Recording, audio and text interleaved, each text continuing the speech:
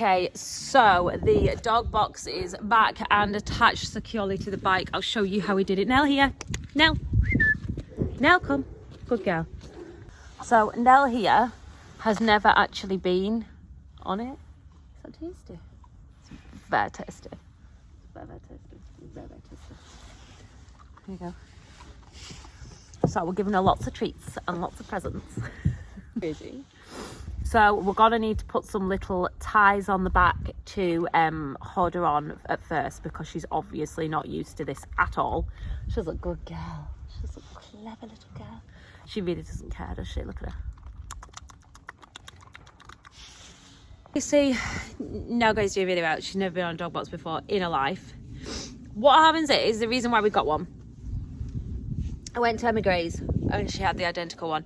And obviously I have all the gear in. No, I'm joking. So what happens when your dog sits on the back of here is, when they jump off, they can get their paws caught in here and break their legs. Basically, that's in essence.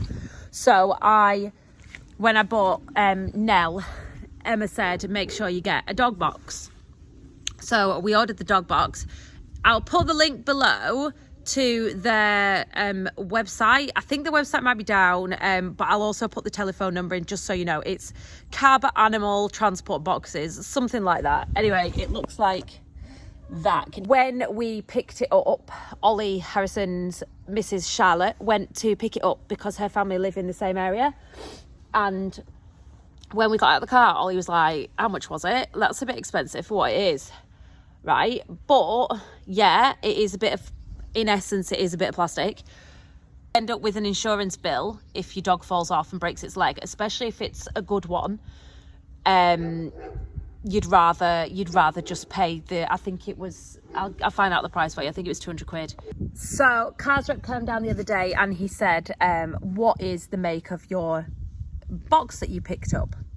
And I didn't think I'd put it on that much of a video, to be honest, but someone had seen it, and it was a man on the fell side that way somewhere who had one of his favourite dogs on the back of the bike, and he'd been driving along and he didn't realise that the dog was tied on, and it had been trailing behind the bike, which is just yeah, it's just unthinkable, really, isn't it? So he was absolutely mortified. He spent an absolute fortune at the vets trying to put this dog right, because it, you know, as you would, and he wanted to know the make of this box.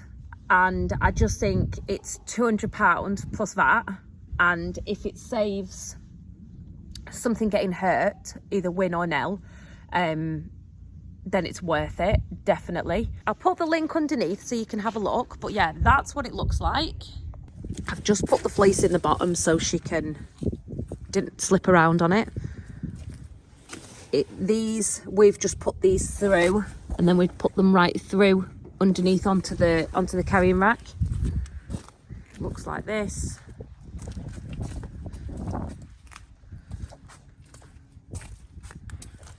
We get some little eyelet things here to put like a lead on, just while they're learning to be on the bike. We've never encouraged the dogs on the bike at all. Come on, go down there. Gorgeous. Oh, she's beautiful. Oh, I was just having my coffee and I was reading the paper like an old man, and now I'm really annoyed. That mule there is having 4 lambs.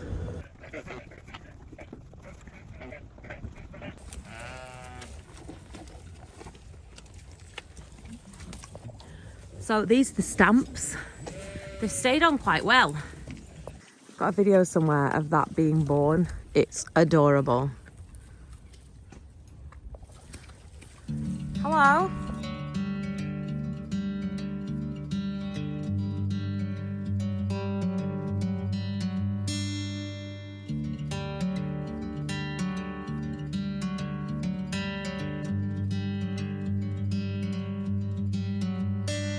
I'm driving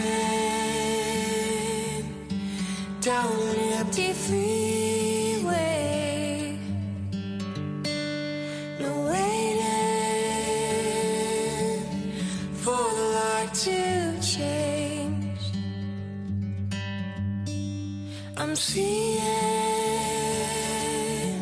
the sunrise behind me. So the stamps have actually lasted an awful long time on these sheep. They're what we put on when they went up Stainmore on the allotment up there, just to identify them easily, as we did have a few jump over into our neighbours, and obviously there is no walls once they get over there and it's up onto a fell. So they worked really well.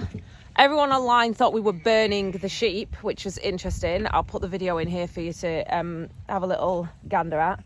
But yeah, they worked really well, and we'll do that again.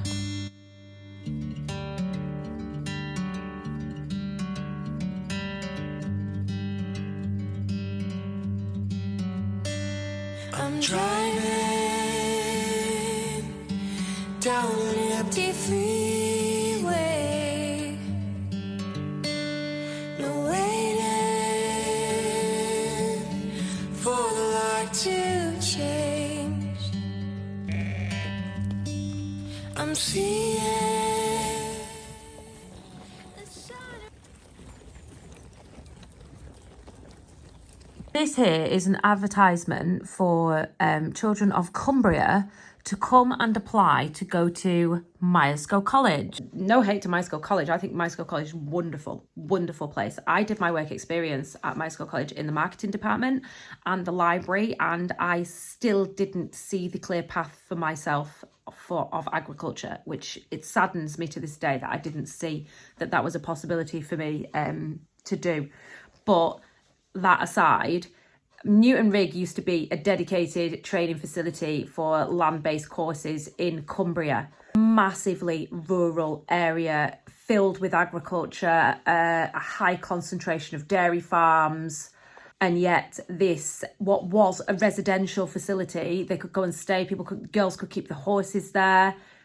It no longer exists, and now children have to go an hour and a half, possibly further that way, down the M6 to have any kind of, agricultural education, which really saddens me. Just think that getting children in general to see that agriculture is a path worth taking is hard enough without there being any formal education in their area. And I just think it's absolutely outrageous. I think central government need to pledge some money and support this more, and it needs to be something that's pushed, because let's be honest, the chips that I ate for my dinner came from a farmer, the milk that I've just put in my coffee came from a farmer, the beetroot that's on my table came from a farmer. Every part of our lives is entwined with farming, and I think people are losing that connection more and more every day. And to dissuade children due to geography, to not get a formal education, it's just such, it's just not good. People are made for this that don't find it, and they get jobs as accountants. Who the hell wants to be an accountant, for God's sake? I have had, possibly not now, but maybe in the past a little bit more, quite a bit of stick for having a TikTok account and making videos on a children's platform.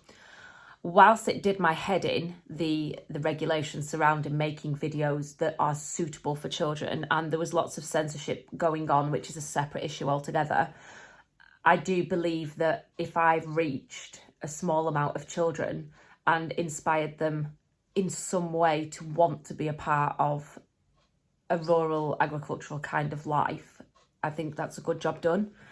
Now my YouTube is predominantly aimed more at the farming community. I think I'm just showing you what goes on a farm, and whilst I do that, I do hope that I don't alienate the original watchers that I did have, which were the kids.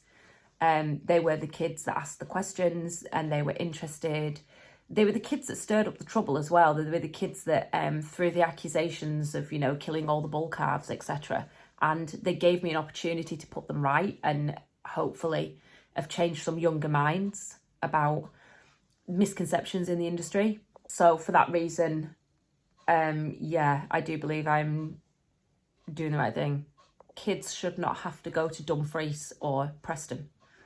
That is a large amount of motorway in between. So on that very somber note of lack of education around agricultural careers, I thank you very much for watching.